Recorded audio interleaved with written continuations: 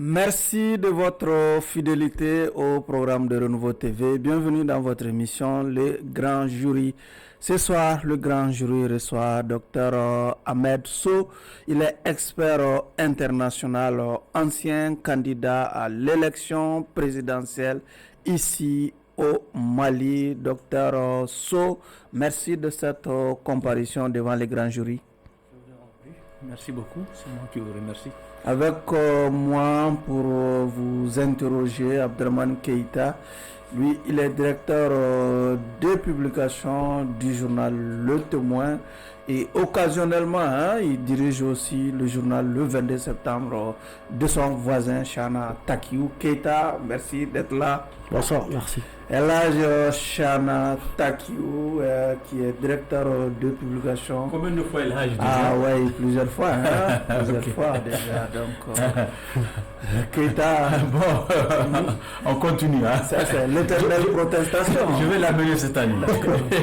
En tout cas, merci, merci pour la fidélité aussi. Et nous n'en sommes pas revenus. Et je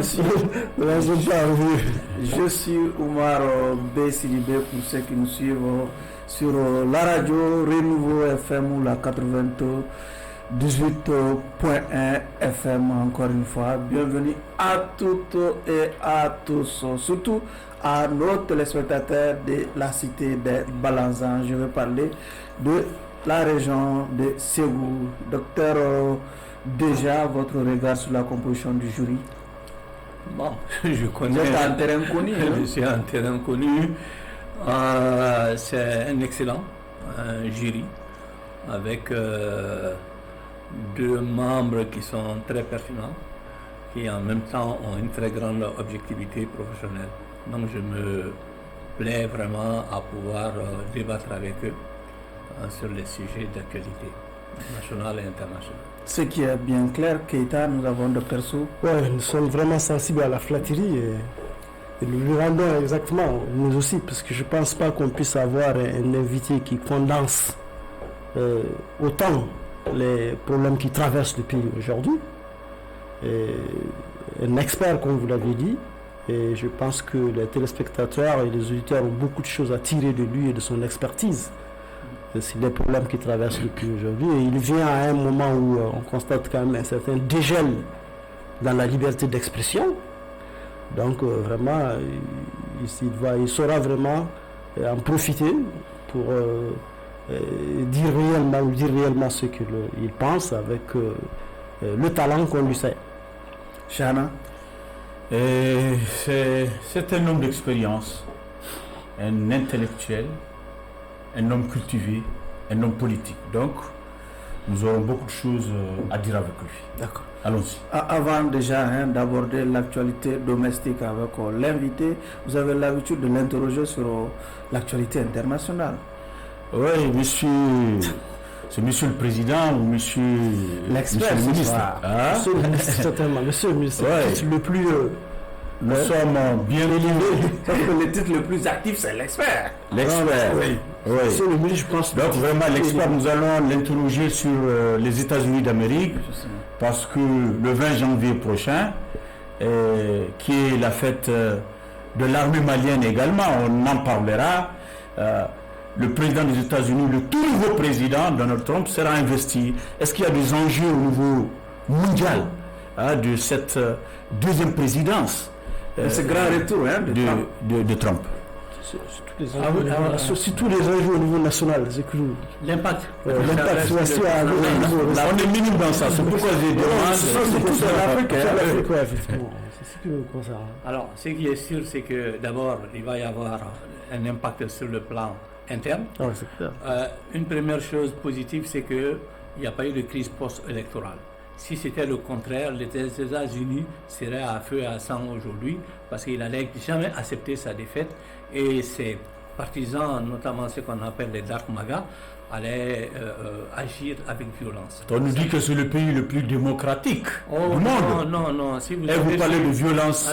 Oui, mais si vous avez suivi la série d'articles que j'avais fait sur le Malpilé, vous verrez qu'il y a tout aux États-Unis sauf la démocratie.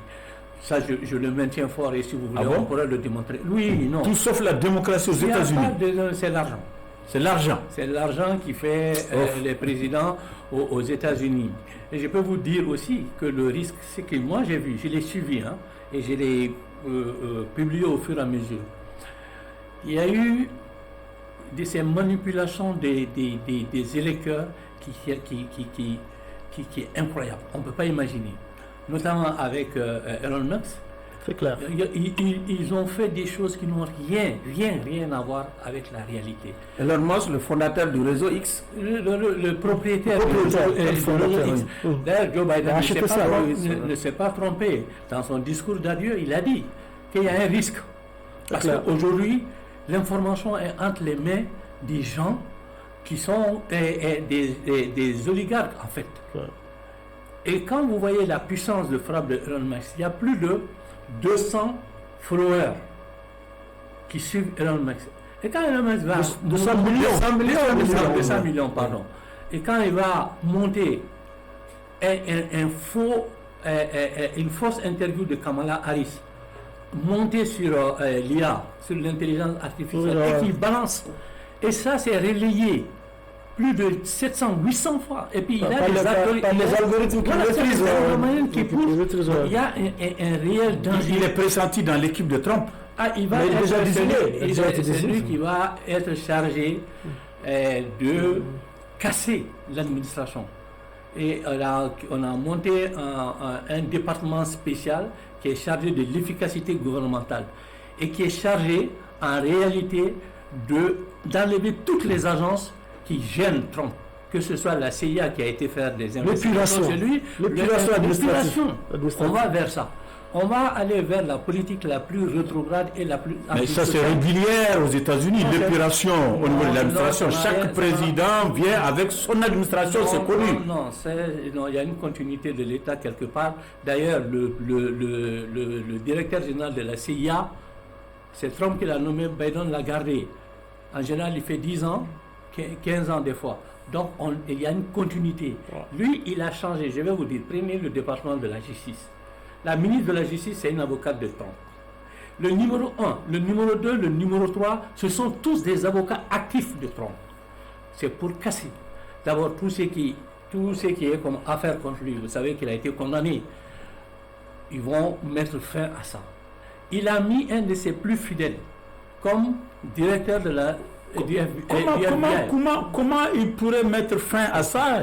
C'est des ministres, peut-être à la rigueur, ministre de la Justice, des procureurs. Est-ce que ce n'est pas eux qui jugent pour mettre fin à ça? Non. Le procureur a donné déjà l'information. Vous allez voir, c'est du jamais vu. Et je crois que vous ne mesurez pas ce qui est en train de se passer aux États-Unis. On parle de la répercussion sur l'Afrique. Alors, bon, on va en arriver. C'est-à-dire, qu'est-ce qui... Surtout, s'il vous plaît, je vais pour mieux canaliser pour qu'on en finisse très vite. Vous savez qu'avec le putsch, par exemple, qu'il y a eu sur Mali, les relations entre les États-Unis ont été affectées par ce putsch-là. Avec l'avènement d'un certain Trump, à quoi doit-on s'attendre ici, par exemple, au Mali, dans ces relations-là? Parce que beaucoup de choses ont été suspendues, beaucoup de... Non, Donald Trump n'a pas une démarche qui est de dire il faut la démocratie partout, il faut que vous respectez les principes démocratiques, etc. Ce n'est pas son affaire. Ça, ce sont les démocrates qui sont très sensibles, qui sont très regardants sur ça. Lui, ça, ce n'est pas son problème. Lui, ce qui compte, s'il y a des ressources rares au Mali, c'est ça qui peut l'intéresser. Bon, donc c'est un c'est un homme d'affaires et il veut gérer les États-Unis comme une entreprise. Donc c'est ça qu'il va faire. Alors maintenant, sur le plan international, bon, la guerre de Gaza, il va y mettre un terme. Mais au profit d'Israël. Au profit d'Israël. C'est le fait a même été obtenu. Et la guerre en Ukraine. Alors, la guerre en Ukraine, il va obliger Zelensky à négocier. Et c'est Zelensky, en réalité, qui sera le grand perdant dans cette affaire. Vous vous souvenez, quand il y a eu la guerre en 2022, il y avait eu un accord qui avait été trouvé. Un accord qui a été trouvé en Turquie, où on disait, l'Ukraine renonce à rentrer dans l'OTAN, on accorde une large autonomie aux régions russophones de l'Ukraine, notamment la Donbass et le Donetsk. Et la Crimée, on n'en parle plus, ça fait partie de la Russie, etc. Cet accord-là avait été accepté par les deux parties. Sauf qu'à la dernière minute, Boris Eltsine, à l'époque, Premier ministre de Grande-Bretagne, est venu voir Zelensky au nom des États-Unis pour dire non, il faut Boris Johnson. Boris Johnson, pardon. Boris Eltsine, ça c'est lui le russe. Excusez-moi, c'est le président de la Russie. Boris Johnson, il est venu le voir et lui dire non, nous on va vous aider, ne vous en faites pas, vous allez gagner la guerre. Et il va signer l'accord dans des conditions moindres. Et je ne suis même pas sûr que le président Poutine va accepter. Parce qu'entre-temps, le Donbass et le Donetsk ont fait un référendum pour dire qu'ils faisaient partie de la Fédération de Russie. Ça va être un point de discussion. En plus de ça, aujourd'hui, la Russie a conquis presque 20% du territoire ukrainien. Oui. Bon, ceci étant, le président Poutine n'a pas tout gagné parce qu'il a fait cette guerre en disant « je veux pas l'OTAN à mes frontières ». Entre-temps, la Suède et la Finlande ont adhéré à l'OTAN. Oui, monsieur l'expert, nous avons parlé le 20 janvier en ce qui concerne l'investiture de Trump. Chez nous aussi, nous avons un 20 janvier très important qui est consacré à la fête de l'armée. Qu'est-ce que cela vous inspire? Est-ce que vous avez un message à l'endroit de nos forces armées de sécurité? Moi, je dirais aux Maliens vraiment de fêter les femmes et de les remercier de l'excellent travail qu'ils sont en train de faire et surtout de remercier les jeunes militaires qui ont pu redonner confiance à l'armée malienne, qui ont acheté beaucoup d'équipements, qui ont entraîné les hommes, qui fait aujourd'hui que la paix a changé de temps et que c'est nous qui sommes à l'offensive. Preuve en est la reconquête de Kidal et qui plus la réaction rapide en cas d'attaque et les initiatives qui sont prises pour déloger les terroristes. C'est pas fini parce que c'est une guerre de longue haleine, mais vraiment il faut que les Maliens magnifient cette fête-là pour que chacun sache que nos braves femmes doivent être la reconnaissance des Maliens leur éternelle. Allez-y, Keïta. Oui, mais est-ce qu'il ne faut pas nuancer ce que vous êtes en train de dire? Parce que c'est vrai que Kidal a été conquis, mais on a comme l'impression que ça se limite à une simple conquête. Jusqu'à présent, nous n'avons pas d'administration à Kidal, nous n'avons pas de justice après un an. Depuis, donc on a comme l'impression que ce n'est pas quelque chose de durable. Qui plus est, beaucoup de villages au centre du Mali, comme si les choses se sont plutôt transportées vers le centre, beaucoup de villages sont passés des accords avec les terroristes qu'on prétend avoir combattus. Voilà, est-ce que c'est là, avec tout ça, on peut dire qu'en réalité, il faut jubiler déjà une victoire de... On ne jubile pas, mais on ne gâche pas notre plaisir non plus. Ce que je veux dire, le Mali est vaste, 1 204 000 km². Plus de 12 000 villages. On ne peut pas mettre les femmes dans tous les villages. Et les terroristes, ils ne s'attaquent plus à l'armée directement. Ils vont s'attaquer aux pauvres populations où ils savent que l'armée est loin. Mais il y a une réactivité qui s'améliore de plus en plus. Ce qui fait qu'aujourd'hui, ils n'ont pas l'assurance de venir dire qu'ils font des dégâts et ils disparaissent. Ça a toujours été comme ça. Bon, mais avant, ils osaient attaquer nos camps. Vous avez lâché le mot. Avant, ils attaquaient les camps, aujourd'hui, c'est la pauvre situation. Est-ce que ce 20 janvier ne doit pas être un moment plutôt de magnifier les populations civiles qui payent beaucoup plus le prix? Qui payent beaucoup plus le prix à cette guerre? C'est la fête de l'armée quand même. L'armée n'est pas elle-même. L'armée, ce n'est pas pour elle-même, l'armée, c'est pour un peuple. L'armée est au service d'un peuple. Donc, avoir une pensée. Voilà, beaucoup plus les populations civiles qui font beaucoup plus les frais. On dit qu'il y a un propos en termes de proportion de pertes. Donc, comme vous l'avez si bien dit, que les corps armés. Est-ce que ce n'est pas une façon, cette réalité ne doit pas nous amener beaucoup plus à être un peu beaucoup moins tendu vers l'armée que vers les populations qui en font les frais? Quand l'armée n'avance pas, on le dit. Mais quand il y a des progrès aussi, on le dit. Mais c'est le problème, monsieur le ministre. Le problème au profit des clients. Je voulais terminer, s'il vous plaît. D'accord. Laissez-moi terminer. Le progrès au profit des clients. S'il vous plaît. Je dirais ceci. Nous devons avoir une pensée pour les victimes. Et je crois que chaque fois qu'il y a des adresses à la nation, à quelque niveau que ce soit, les victimes, que ce soit civiles ou militaires, ne sont pas oubliées. Maintenant, quand l'armée malienne fait des progrès et qu'il y a la fête de l'armée, mais il faut fêter ça aussi. Absolument. Mais ça n'empêche pas d'avoir une pensée pieuse pour les pauvres innocents. Il y a beaucoup de blessés. Et ceux qui souffrent. Oui, ceux qui souffrent. Et vous avez raison sur un point, c'est que dans certaines localités, pour pouvoir aller au champ, pour pouvoir faire bouger le bétail, il faut signer des accords. Et certaines localités ont été vidées de leur contenu, qui ne sont même pas là. Ils sont là, la plupart sont à Bamako, dans les grandes villes. Là, vous voyez, c'est pour cela que j'ai parlé de guerre de longue haleine. C'est pour cela que j'ai parlé de guerre de longue haleine. Mais ceci étant, il y a eu des progrès, ces progrès vont continuer, et moi je suis sûr que nous aurons le dernier mot pour la simple raison que les terroristes n'ont pas de projet de société. Ce sont des forces de destruction, mais sans aucun projet de société. Monsieur Sow, quand j'ai publié l'affiche de cette émission sur ma page Facebook, il y a quand même, je me suis amusé à lire certains commentaires. Il y a certains qui m'ont demandé de vous demander, par exemple, qu'en 2013, vous auriez promis aux Maliens de ramener la mer ici au Mali. On me demande de vous demander si ce projet est alors, il l'a dit avant Fomba, quoi. Vous allez me donner 2 minutes. Allez-y. Et je pense qu'on peut amener la mer. Monsieur le ministre, d'abord, vous l'avez dit, 2013, que vous allez amener la mer au Mali. J'ai dit que je vais amener la mer au Mali, et si j'avais le pouvoir, je l'aurais fait. Comment? D'abord, à partir du fleuve Sénégal.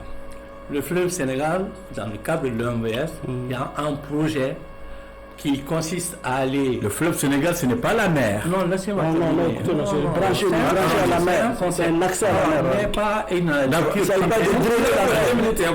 Voilà. Et ce n'est pas au premier degré.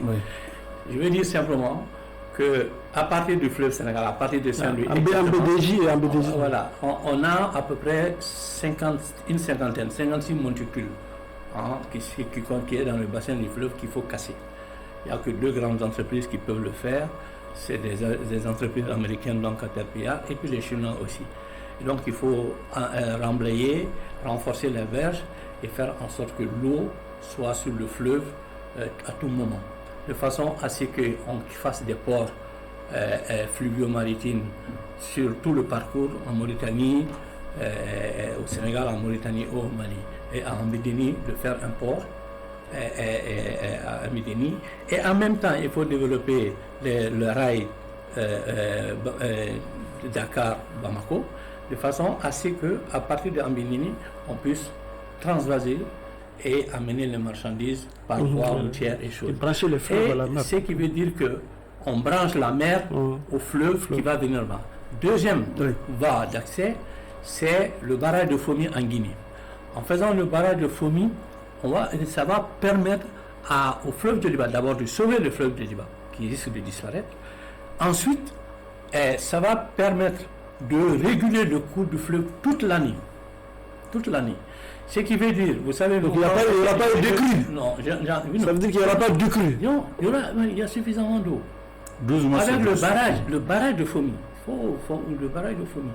Le barrage de Fomi, tout est fait. Les études sont réalisées, les financements peuvent être mobilisés. Ce qui manque, c'est qu'il y a 70 000 ménages au bord du fleuve qu'il faut déplacer. Et c'est ça qui pose le problème. En son temps, moi, j'avais proposé au président Alpha Condé de faire une table ronde spéciale sur cet aspect environnemental et social. Sinon, avec le barrage de Fomi, on peut avoir de l'eau toute l'année. Le barrage en Guinée. Voilà, le barrage en Guinée, de façon à ce qu'on puisse amener l'eau jusqu'au barrage de Sotiba. En attendant, les petits bateaux porteurs à fond plat peuvent quitter la Guinée pour venir. En fait, c'est un système multitransport qui consiste à combiner les rails, la route et non pas de drainer la mer jusqu'au Mali. Monsieur l'expert. Alors, les gens, moi il faut qu'il précise. moi, je me suis exprimé sur cette affaire. Ouais. J'ai dit ce qui est, quand je dis qu'on va amener la mer. On était en 2013. Hein? Oui, quand j'ai dit qu'on va amener la mer, c'est fait, c'est dans mon programme, c'est une proposition aux Maliens. Et j'avais stipulé clairement qu'il s'agissait d'un concept la mer a quelle importance? C'est pour favoriser le transport. C'est clair, c'est clair. Et que c'est en faisant ce que je viens de dire qu'on pouvait permettre... On va connecter les fleuves aux mers. Monsieur l'expert. L'impact sur la pêche, l'élevage et autres. Monsieur l'expert. Monsieur l'expert. Ramener la mer au Mali, même si pour l'instant je ne suis pas assez convaincu, mais est-ce que vous avez budgétisé cela? À combien coûterait cette opération de ramener la mer au Mali? Parce que ça fait partie de votre proposition pour la présidentielle. Cela signifie que vous avez budgétisé cela, au moins vous avez une idée du coût. À l'époque, ça avait été budgétisé, ça a été budgétisé par l'OMVS. C'est pas une vue de l'esprit, c'est un projet de l'OMVS. Non, je ne parle pas. Le projet de l'OMVS, ça c'est la navigability. Oui. Mais c'est de ça qu'on parle. La navigabilité, donc ça, ce n'est pas nouveau. Et ramener la mer au Mali, je pense qu'il faut faire une distinction. La manière de dire ça. Donc, vous avez été sinon, on sait que dans le programme de l'OMVS, le Mali est très intéressé par l'aspect navigabilité. Et ATT aussi a beaucoup travaillé sur cet aspect-là. C'est sous angle-là. C'est que, vous savez, les gens prennent des raccourcis. C'est sous cet angle-là. Vous avez été à Dubaï.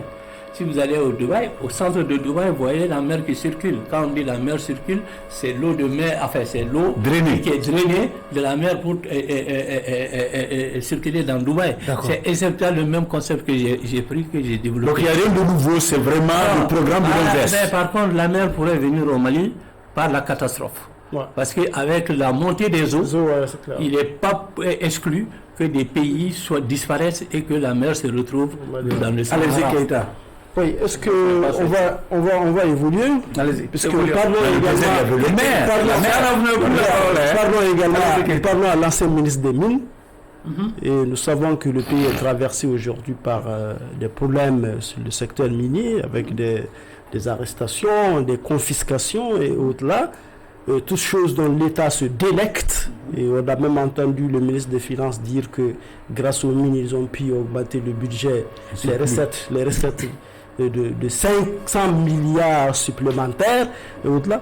En regardant tout ça, est-ce que vous n'êtes pas interpellé? Est-ce qu'on ne doit pas s'interroger que c'est parce que les pouvoirs intérieurs, c'est-à-dire ceux qui ont eu à gérer les mines dans le passé, ont été beaucoup plus permissifs vis-à-vis des exploitants que les pouvoirs actuels? Bien, si vous lisez le nouveau code minier, si vous regardez la relecture du code minier que j'avais proposé, vous direz que ce sont des frères jumeaux. Et que même le nouveau code là, ça je ne vais pas le dire publiquement, j'ai joué un certain rôle. Alors, de quoi il s'agit? C'est que dans le temps, on a 20%. Aujourd'hui, l'État a 30%, il y a 5% qui sont réservés aux Maliens. En plus de ça, il y a le contenu local où les entreprises minières sont obligées de donner une certaine priorité aux entreprises maliennes. À peu près 51% des marchés, sauf s'il n'y a pas d'entreprise qui soit capable de le faire. En même temps, même dans le recrutement, la priorité doit être donnée, aux cadres locaux. Le contenu local. Alors, donc ça, c'est le contenu local. En même temps, il y a eu des dispositions, il y a eu un fonds local qui a été créé de 0,75% sur le chiffre d'affaires des entreprises minières. Il y a 20% des dividendes de l'État qui sont affectés pour l'énergie et l'hydraulique. Et en même temps, il y a 1% du chiffre d'affaires qui va également vers ce secteur-là. Donc le nouveau code minier est très avantageux pour le Mali. Ce que le Mali cherche en réalité, c'est de faire une migration de toutes les entreprises minières qui sont au Mali vers le nouveau code.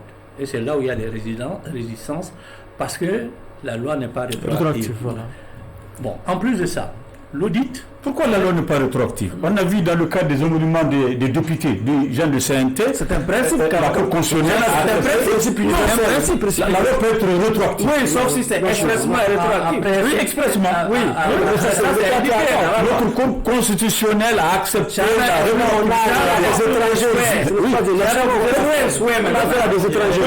l'affaire des étrangers. J'avance. Donc, la loi... C'est vrai que c'est un principe de droit, mais il y a l'exception. Allez-y. On avance. Donc, au-delà de ça, je dirais que... parce qu'il y a eu un audit. Il y a un audit qui a été effectué par une entreprise malienne, Ivantis, et une entreprise sénégalaise, Mazar Sénégal. Et c'est à partir de là, d'ailleurs, que les autorités maliennes ont décidé d'arrêter l'octroi des permis. Vous savez, c'est suspendu jusqu'à nouvel ordre. Ensuite, à partir de là, on s'en est inspiré pour faire le nouveau code minier, mais en même temps, il y a eu un audit du manque à gagner pour le Mali. Ouais. Et il est énorme. Et c'est ça aujourd'hui, parce qu'on a mis en place une commission de recouvrement qui essaye de récupérer les arriérés. Alors il y a des discussions. Il y a eu, si vous voulez, un autre thème, un redressement. Il y a eu des redressements sur certaines entreprises qui avaient abusé. En plus, il y a d'autres qui ont... Il y a trois sources. Il y a les taxes fiscales, il y a les taxes douanières. Une des évolutions du nouveau code, c'est qu'il y avait des exonérations sur les produits pétroliers. Ça a sauté. En plus de ça, il y a les dividendes. Et puis, il y a une partie des fonds qui doivent être... C'est le compte offshore, le compte offshore. Le compte offshore. Et c'est ce débat-là qui est en cours. Donc, il y a une société comme Resolute qui, elle, était vraiment dans l'illégalité parce qu'elle a créé une filiale qui n'était même pas déclarée. Donc, c'était assez grave. C'est pour cela qu'on avait arrêté son CIE ici. Ils ont fait un mode. Ils ont dit il y a 180 millions de choses, de dollars, on va les payer. Ils ont payé ils avaient tout payé, il restait 30 millions qu'ils ont promis de payer. 30 milliards, excusez-moi, 30 milliards qu'ils ont décidé de payer avant la fin du premier trimestre. Alors, le cas le plus difficile, c'est Barrick. Barrick, dont le président est Marc Bristol, qui est un personnage assez difficile, assez compliqué. Moi, j'ai eu affaire avec lui. Et je sais que c'est quelqu'un qui... Bon, il se trouve qu'il a la deuxième société minière la plus grande au monde. Alors, le Mali lui réclame 500 milliards à payer. Dollars ou CFA? Non, c'est CFA. Bon, il dit... C'est les mines, hein? Allez-y. On peut avoir ça au Mali aussi.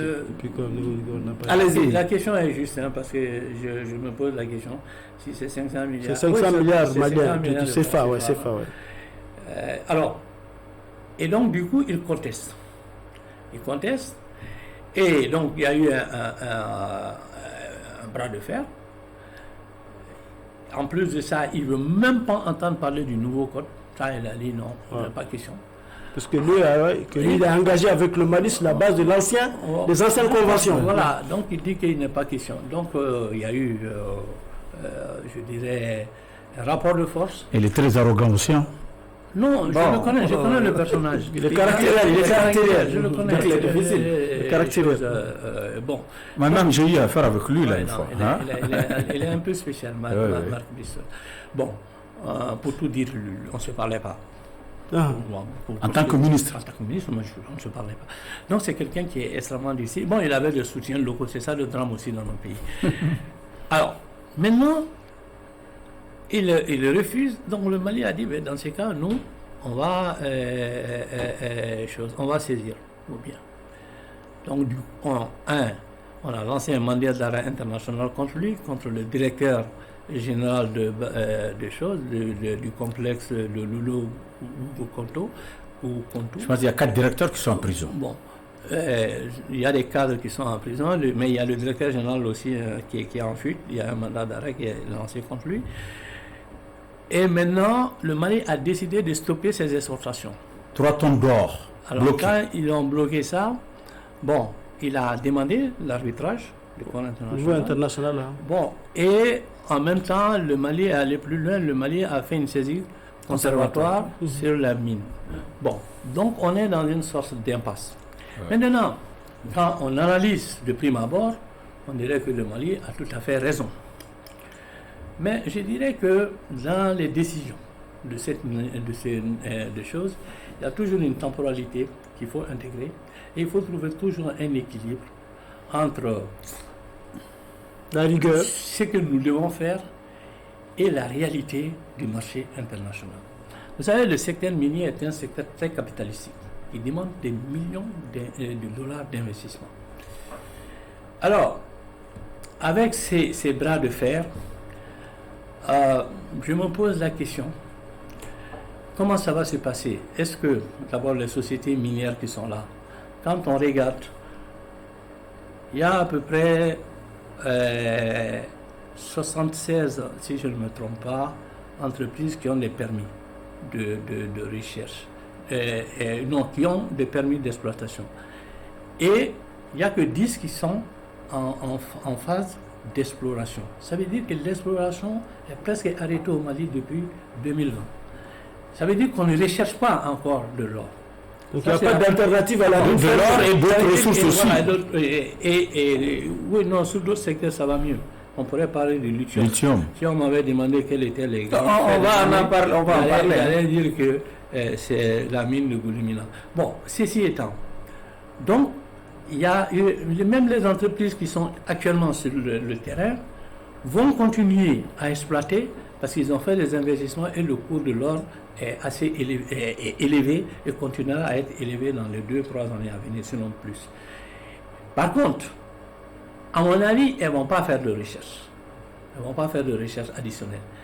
Et avec ces bras de fer, il y a beaucoup d'entreprises, d'investisseurs potentiels qui vont se détourner de la direction Mali.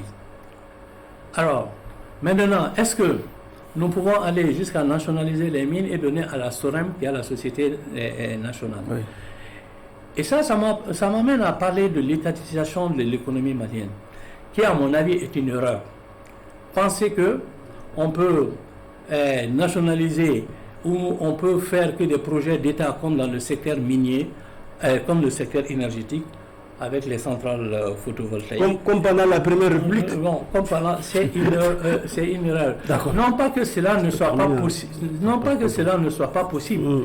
Mais parce que nous avons un problème extrêmement important qu'on oublie, c'est que nous n'avons pas les compétences humaines pour gérer. Mais sauf que vous ne répondez pas tellement à la question, monsieur. Parce qu'en réalité, on a comme l'impression que les pouvoirs actuels ont fait ce que les pouvoirs précédents n'ont pas pu faire. Alors voilà, effectivement, qu'est-ce qui vous a empêché, vous, à l'époque, d'entreprendre les mêmes démarches au profit du Mali, parce que vous-même vous êtes en train de magnifier. Moi, je vais vous dire que il y a des sociétés minières qui ont même payé des tabloïds à Londres pour me présenter comme un ministre communiste qui veut nationaliser. Parce que moi, je n'avais pas demandé 30%, j'avais demandé 35% pour l'État, pour avoir une minorité de blocage. Ce qui a manqué, c'est une solidarité gouvernementale. Ah bon? Sur ce qui venait de moi était mauvais. Je ne veux pas dire le nom. Ça, je n'ai pas eu le soutien nécessaire. Faites référence à Mourbo Sidibé, votre premier ministre d'alors. Je ne veux pas citer de nom. Mais vous avez quand même le chef de l'État qui vous a nommé à ça. Il y a un chef de gouvernement. Il y a un chef de gouvernement et le problème a été posé au chef de l'État. Je vais vous dire une chose.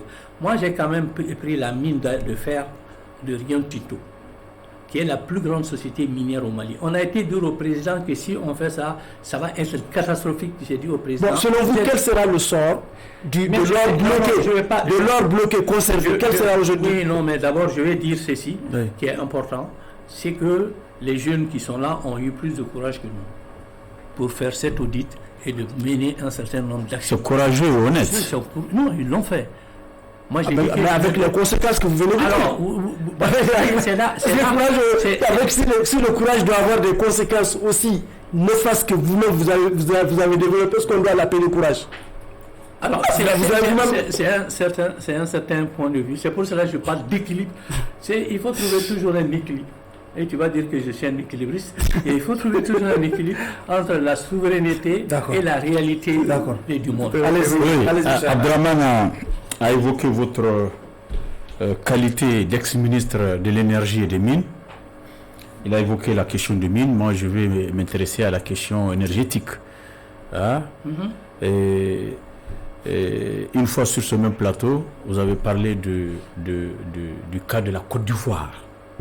Hein? Qu'on peut toujours prendre de l'électricité au niveau de la Côte d'Ivoire. En votre temps, lorsque vous étiez ministre, le gouvernement subventionnait EDM à travers l'Union européenne, si je comprends bien.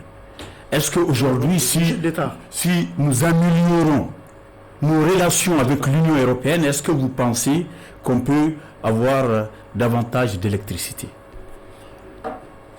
Bon, je vous ai dit la dernière fois qu'il y a des choses qu'on ne dit pas publiquement.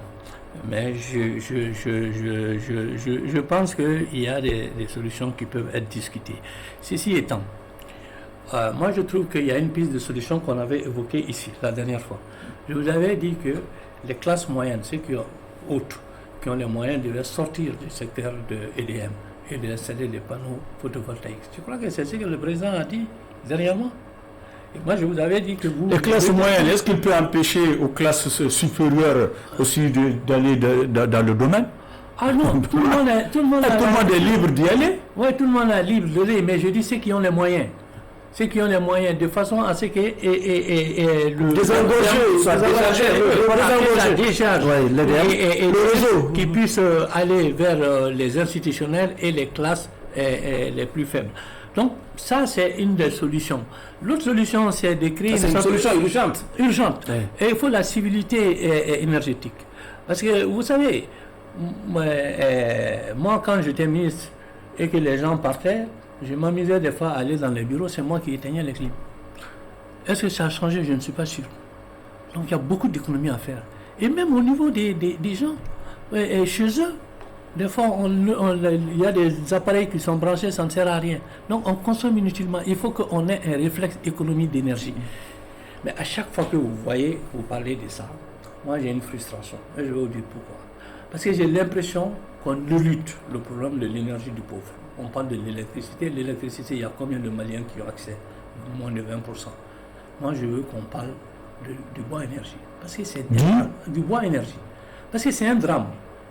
On ne voit pas venir les problèmes environnementaux.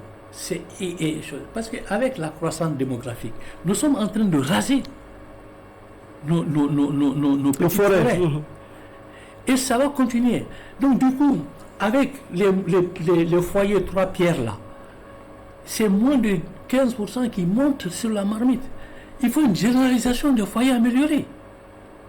Il faut même un décret présidentiel pour dire que tout le monde doit avoir des foyers améliorés, qui vont permettre déjà d'utiliser moins de bois.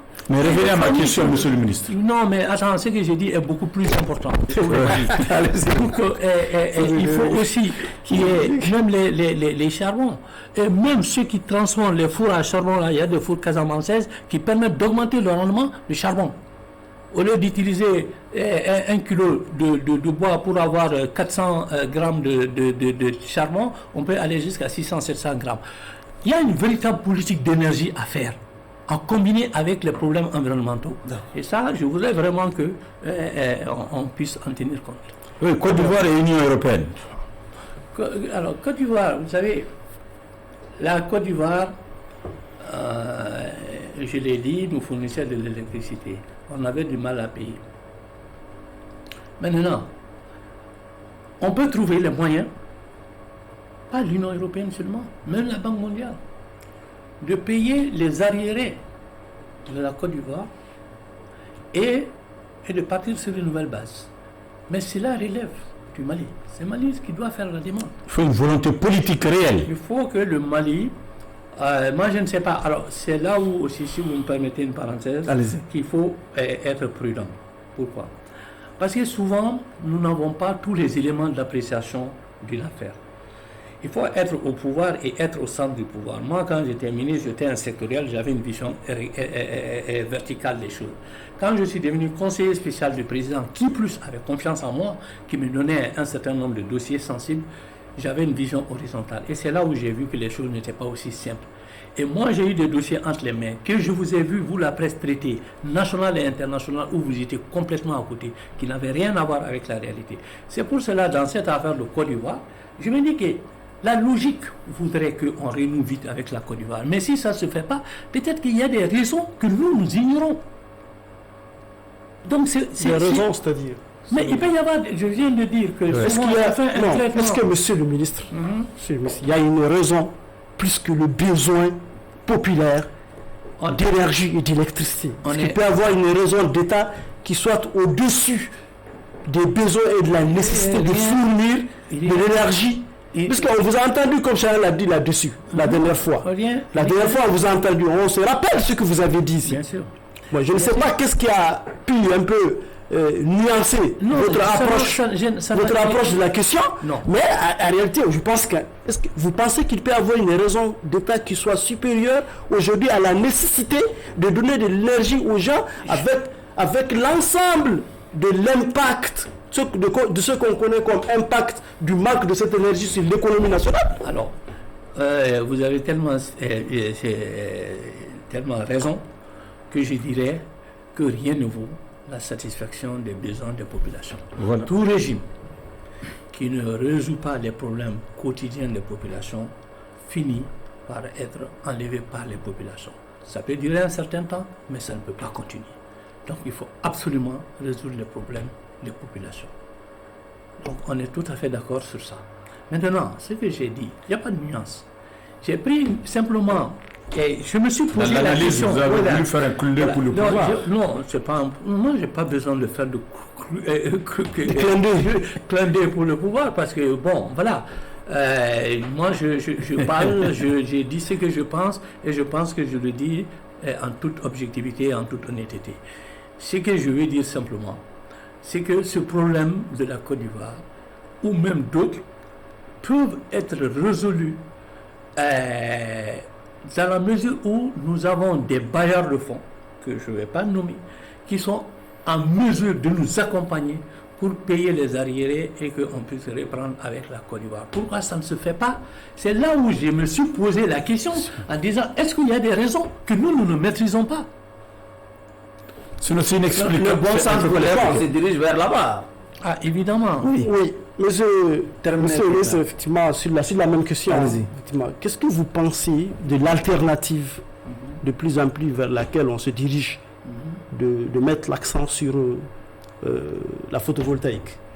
Bon. Qu'est-ce que vous pensez de ça et qu'est-ce que vous pensez des propositions faites par le chef de l'État de rendre plus accessible cette alternative-là aux populations en rendant? Est-ce que vous pensez que c'est vraiment une mesure réaliste, faisable, une mesure réaliste, ou bien c'est simplement un effet d'annonce? Non, c'est pas. Bon, moi, je l'ai dit il y a un an.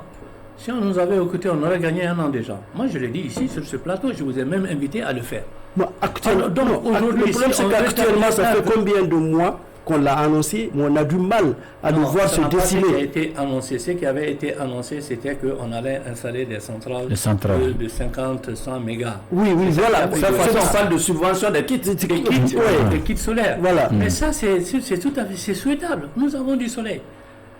Et une fois qu'on a installé, c'est bon. Et quel sera l'avenir, le devenir de l'énergie dans ce cas, si tout le monde a sa photovoltaïque? Quel sera le devenir de EDM, par exemple? Non, EDM va continuer à satisfaire les besoins institutionnels qui sont énormes, et EDM va continuer à fournir de l'électricité pour les gens qui n'ont pas les moyens d'avoir des centrales, des petites kits photovoltaïques. Oui, mais selon vous, qu'est-ce qui fait qu'on a du mal à démarrer les centrales dont vous avez parlé? Qu'est-ce qui bloque?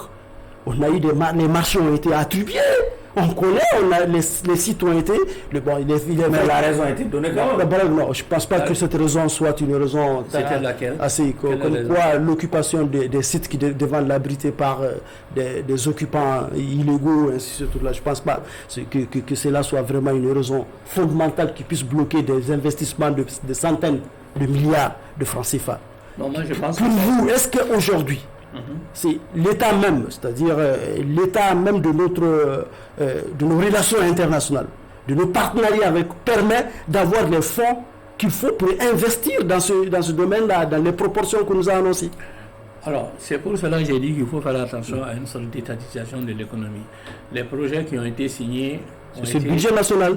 Oui, c'est sur le budget national et ça a été mal évalué parce qu'on disait qu'au bout de 4 mois, on aurait accès. Moi, je disais, est-ce que le conseiller qui a écrit ça ne voulait pas dire 4 ans? Bon, ce qui est sûr, c'est qu'une centrale photovoltaïque, on ne peut pas l'installer en moins de 2 ans. Le cas, ça a été un flop magistral. Moins de 2 ans. Voilà. Donc il faut attendre encore une autre. C'est pour cela que le président demande à ce que vous passez par le... Il a dit que ça va prendre du temps, la crise énergétique. Qu'il faut que les gens aillent vers ceux qui ont les moyens, aillent vers des kits photovoltaïques. Il a été très honnête en la matière. Donc, ça veut dire que c'est... Bon. Alors, donc, ça, c'est fondamental. Maintenant,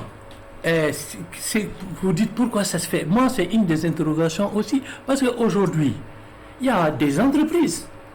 Il y a des entreprises, et ça fout dans les choses, et qui peuvent venir installer une centrale de 50 mégas, qui vont exploiter, elle-même, l'entreprise va exploiter pendant 15 ans, si on se met d'accord sur un prix du kilowattheure, intéressant, et à partir de 15 ans, ça tombe dans le domaine public. D'accord. Les projets se montent en BOT aujourd'hui. Oui, mais monsieur l'expert, on avance, nous allons évoquer maintenant. Sauf que c'est d'ailleurs votre dernière question. La problématique de notre sortie de la CEDEAO. Le commissaire de la CEDEAO a écrit au ministre des Affaires étrangères, lui demandant d'être en contact avec lui afin de voir le modus operandi de cette sortie-là. Et quelle est votre lecture de notre sortie de la CEDEAO? Bon, je dirais qu'on ne va pas perdre beaucoup de temps sur est-ce qu'il fallait sortir, est-ce qu'il fallait... Bon, c'est déjà fait. Donc c'est consommé et essayons de voir les conséquences. Il est souhaitable qu'on puisse faire un divorce à l'amiable. À l'amiable. L'escalade ne nous sert à rien. Ça ne sert à personne. Oui. Parce que nous sommes impliqués. Quand vous voyez, moi je pense qu'un des faits majeurs de 2024, c'est cette mine de lithium de Gouloungana. Et quand ils sont allés voir le directeur du port d'Abidjan pour dire mais nous allons utiliser votre port pour sortir, je peux dire que le type il était aux anges. Donc ça veut dire qu'il y a une certaine interconnexion de nos économies. Alors maintenant, voyons. Il y a des conséquences qui peuvent déjà au niveau de la BIDS, c'est qu'il y a la banque de la CEDEAO. Il y avait des projets, si je ne m'abuse, à hauteur de 120 ou 130 millions de dollars qui étaient destinés au Mali qui seront suspendus. Nous devons de l'argent à la BIDS. Il faudrait rembourser. Nous-mêmes, BIDC, pardon. Et nous avons également, nous sommes actionnaires. Je crois à 10%, ils vont nous rembourser ça. Et il y a les Maliens qui vont partir. Bon. Ça, c'est les conséquences. Ça, c'est les conséquences. En même temps, quelque part, bon, c'est pour cela que j'ai dit qu'il faut qu'on aille dans des tensions dans l'escalade. Parce que quand il y a l'escalade, les autres aussi vont se cabrer. Ça va les renforcer même. Ils vont aussi se souder. Oui. C'est ça, c'est pas dans notre intérêt. Et conséquences, il y a beaucoup de Maliens en Côte d'Ivoire, 2 millions, 3 millions. Si on commence à leur dire qu'à chaque fois qu'ils viennent au Mali, ils doivent prendre des visas qu'ils doivent payer, quand on va leur... Non, il faut vraiment que ça se passe de façon fraternelle. Ensuite, il y a la question de la monnaie qui est en suspens. Wow. Aujourd'hui, nous avons dit vite fait que nous sommes le lieu-moi. Et donc la monnaie est régie par la BCEAO. Mais d'abord, ça, le ministre de l'économie et des finances comprendra ce que je vais dire. Il faut faire attention en ce qui concerne notre position dans l'UEMOA. Qui plus, il va falloir quand même, si on veut consolider l'AES, à passer à avoir une monnaie. Parce que les pays de la CEDEAO qui sont piqués au vif vont tout faire pour faire l'éco en 2027. Et si l'éco est fait en 2027... Ils sont piqués au vif ou bien c'était déjà dans les non, c'est déjà un projet. Vous savez, c'est déjà dans les projets, c'est avancé. Mais que si d'aventure, il y avait une escalade, ça va les souder et ils vont essayer d'aller beaucoup plus vite. Et ce qui va se passer en ce moment, la BCEAO n'a pas de raison d'être. Et ce qui veut dire qu'il faudrait que nous ayons notre monnaie. Or, pour avoir notre monnaie, il faut du... Le CFA aussi sera derrière nous. Ah oui, il va falloir en ce moment que nous ayons des réserves d'or, parce que les 3 pays commencent à stocker de l'or, pas tout vendre, pour avoir des réserves, et qu'ils essayent d'avoir suffisamment de devises pour pouvoir assurer leur leur importation même, c'est 3 mois au minimum de devises. Donc ça s'anticipe. Il y a des affaires qui réfléchissent, mais il faut qu'ils aillent vite. D'accord. Keita pour la dernière question. Allez-y. Dernière question. Bon, je vais faire un... Comme d'habitude. L'AS a besoin de votre expertise. Merci. Oui, je me rappelle votre phrase, je reviens toujours là-dessus. Cette phrase-là que je ne parviens pas à oublier.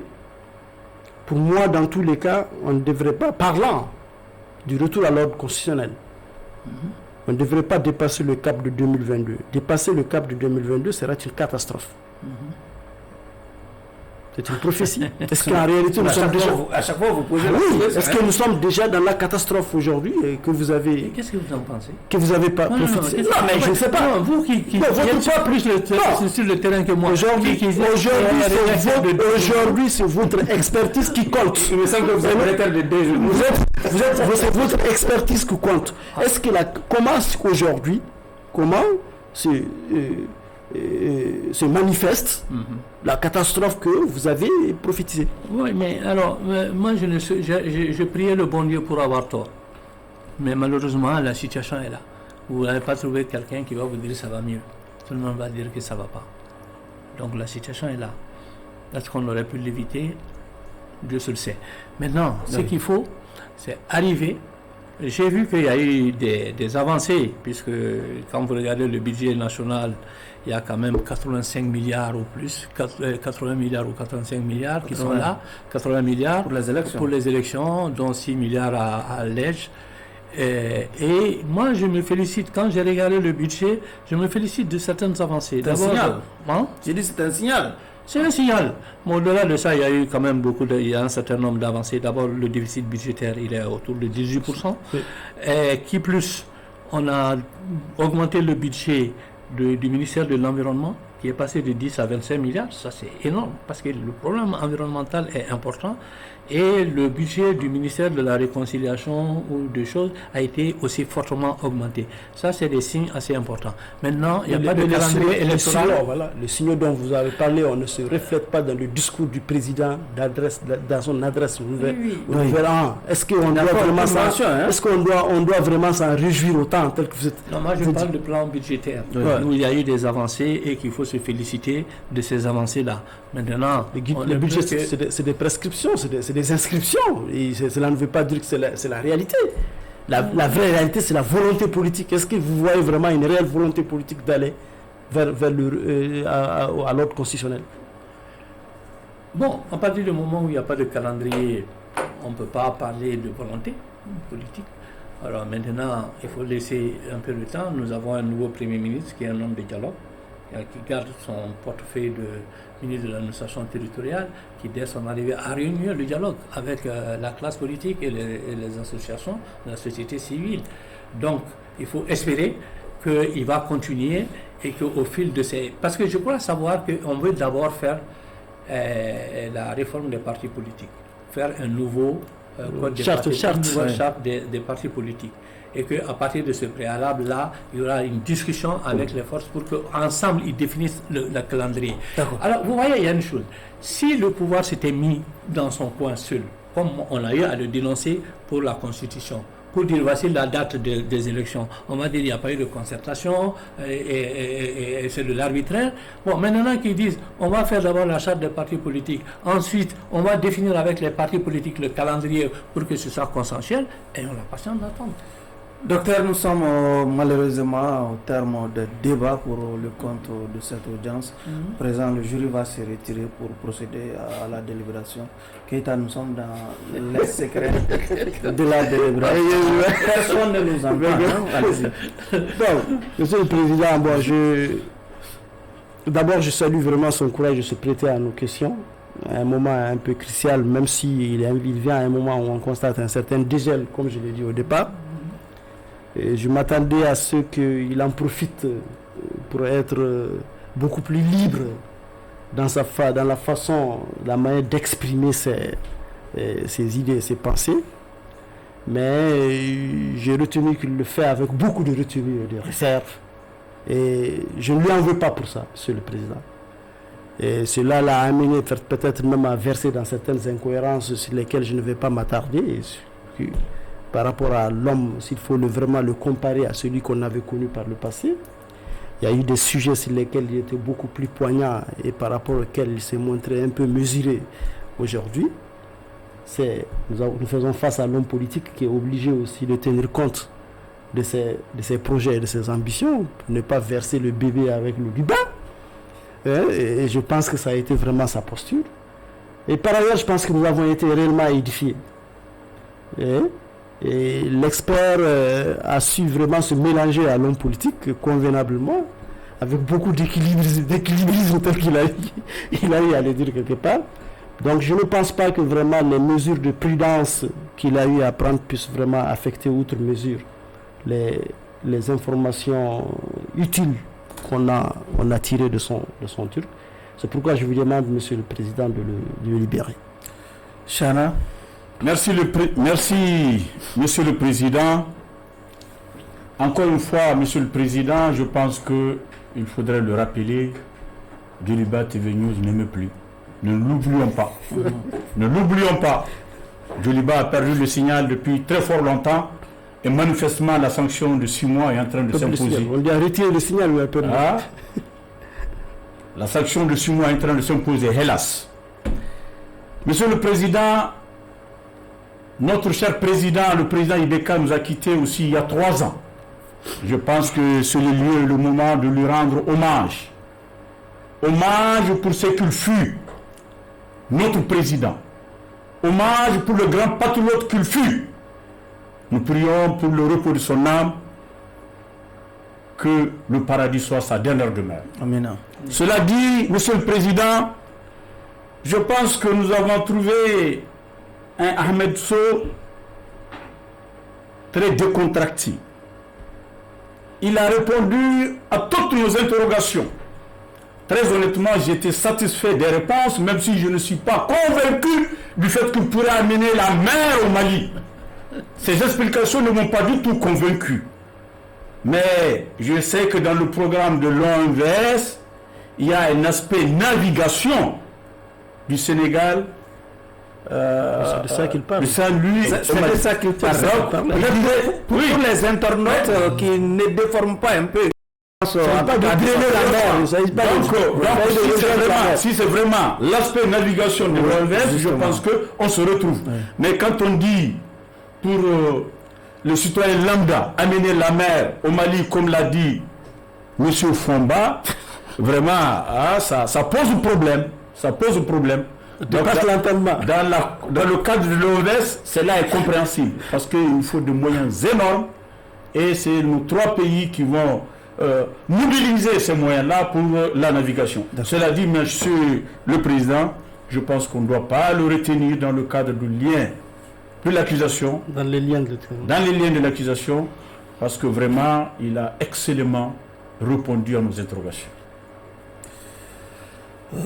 Après donc les débats, l'accusé est-il coupable, oui ou non? Je pense que la réponse des jurés a été on ne peut plus précis et clair. La réponse est donc non.